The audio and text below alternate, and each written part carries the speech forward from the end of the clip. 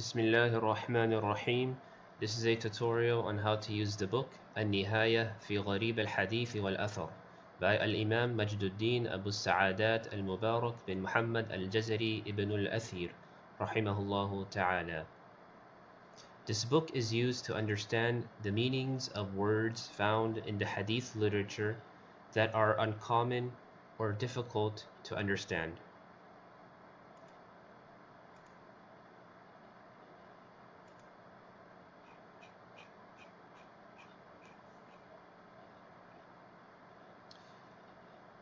Two of the main references that the author of al-Nihaya cites are the book of al-Harawi called al-Jam'u bayna gharibay al-Qur'an al-Aziz wal-Hadith, which he symbolizes with a ha, and the other reference made is to the book of Abu Musa al-Madini called al-Majmu' al-Mughith fi gharibay al-Qur'an wal-Hadith, which he designates with the letter sin.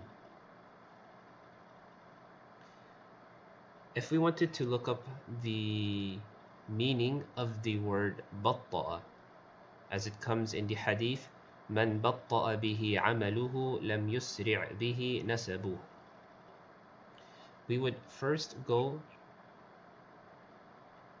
and find the section of ba, harful ba, because the word batta'a begins with the letter ba.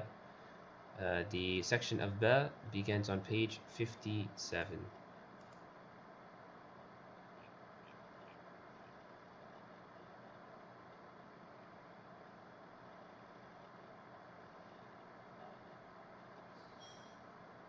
Okay, this is harf al-ba, the chapter of ba. All of the words that start with ba will be found in this section. Babul ba ma'al hamza. So the words that begin with ba and hamza will come in this section. We are looking for the letters ba and ta.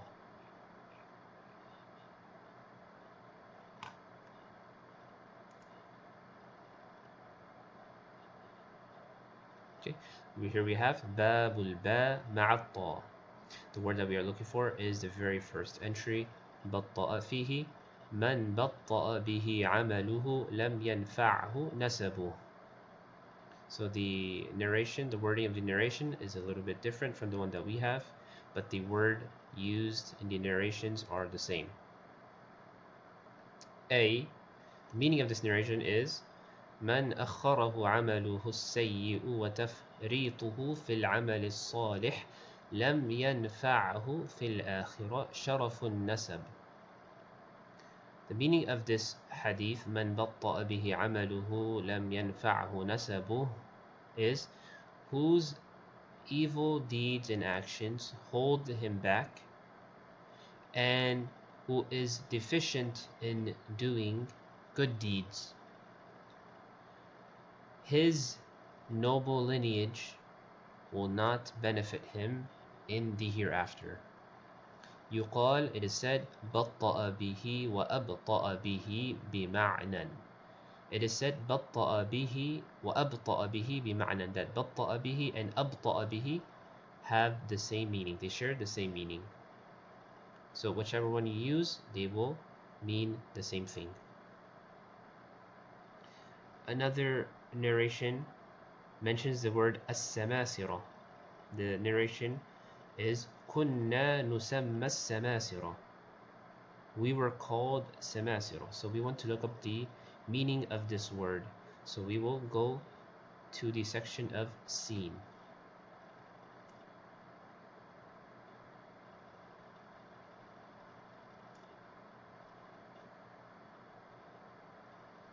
Okay, up here we see this is harf sin. So this is the section of sin. All the words that begin with sin will be found here, and we are looking for the word samasira, starting with sin and meme. So this is sin qaf, so this means that we have to scroll further down.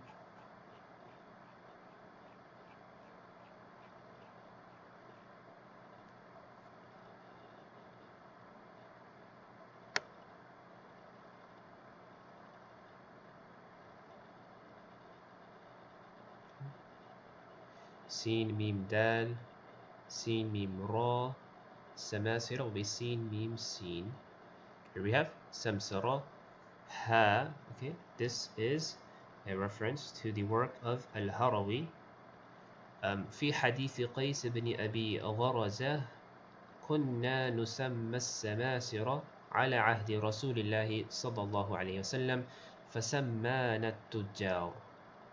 Okay, so the hadith of Qais bin Abi Gharaza is we were named as-Samasira. We used to be called as-Samasira at the time of the Prophet of the Messenger of Allah sallallahu alaihi wasallam. So he, the Messenger of Allah sallallahu alaihi wasallam, named us at-Tujjar. So he replaced the name as-Samasira with the name at-Tujjar. As-Samasira. What is as-Samasira? Jam'u simsal. So as-Samasira is the plural of simsal. وهو القيم بالأمر الحافظ له. Simsar is the one who attends to something, takes care of something, and protects it. وهو في البيع اسم للذي يدخل بين البائع والمشتري متوسطا لإمضاء البيع. And simsar is used in trade. It is a name for the one who comes between the seller and the buyer as a middle person in order to conclude the trade. والسمسرة, and the noun samsara al-bay' wa-shira refers to both the selling and the buying. ومنه حديث ابن عباس رضي الله عنهما في تفسير قوله لا يبيع حاضر لباد. There is another hadith that references this word simsar. The hadith is of Ibn Abbas رضي الله عنهما لا يبيع حاضر لباد, that the one who is present in a town or city should not sell for the one who is from outside the town or city. قال لا يكون له سمسار. What does that mean? It means that the حاضر, the one who is a resident of the town, should not be a middleman for the one coming from outside the town, such as a desert dweller who's coming into the town. The hadir should not offer to sell the items, the goods of the desert dweller. One of the wisdoms behind this is that if the resident were to offer to sell the goods of the desert dweller, then the resident would sell the items for a higher price, making it more difficult for the people of the town to buy the goods. As opposed to if the desert dweller sold his own goods, then he would not raise the prices of those items. Another word we find in the hadith is the word akhfara, as it comes in the hadith فَمَنْ أَخْفَرَ مُسْلِمًا فَعَلَيْهِ لَعْنَةُ اللَّهِ. So let us look at the word akhfara. The root letters of this word are kha, fa, and ra. So we will not go to the section of hamza, but we will go to the section of kha.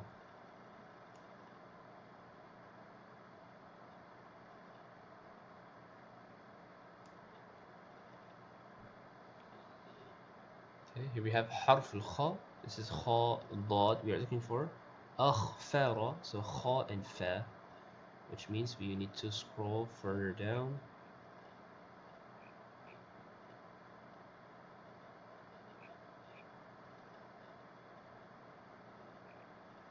Kha, fa, ra. Okay, there is the letter ha next to it. This is a reference to the work of al-Harawi. فيه من صلى الغداة فإنه في ذمة الله فلا تخفرن الله في ذمته.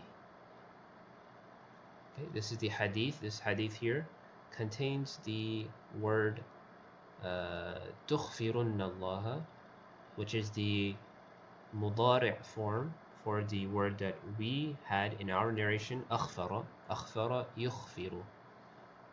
So this is the mudari' form. It's the same word.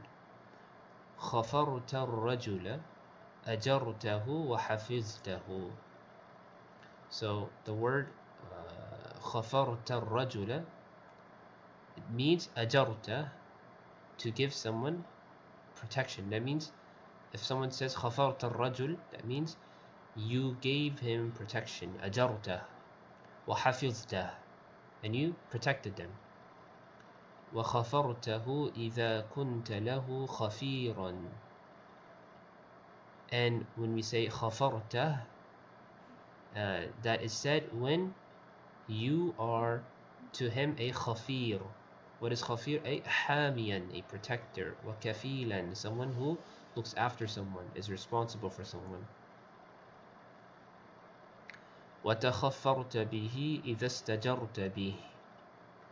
The verb تخفرت به means إذا استجرت به, when someone seeks protection with someone, that is referred to as تخفرت به, because istijara is the act of seeking protection.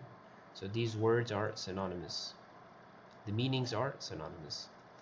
والخفار بالكسر والضم. So we can say خفار وتضم or خفار وتكسر. الذمام. خفار or خفار means الذمام, protection, security. وأخفرت الرجل إذا نقضت عهده وذمامه. أخفرت الرجل. If someone says أخفرت الرجل, that means that is used when نقضت عهده وذمامه, when you have violated or you have broken their promise or their pact, وذمامه, and their protection, their security. والهمزة فيه للإزالة. The hamza in the word أخفرت is for إزالة, أي أزلت خفارته. So that means that the أخفرت means أي أزلت خفارته, you have removed their protection. كأشكيته إذا أزلت شكايته. Like the verb أشكيته, it's used when أزلت شكايته, when you have removed someone's grievance, someone's complaint. وهو المراد في الحديث, and this is what is intended in the hadith. So khifara refers to protection, and when we add the hamza, it refers to the removal of that protection. ومنه الحديث, and there's a hadith of Abu Bakr that uses this word, من ظلم أحدا من المسلمين فقد أخفر الله, وفي رواية ذمة الله. Whoever wrongs a believer has removed the protection of Allah. أي أزلت خفارته, they have removed the protection, the promise of protection that is given by Allah.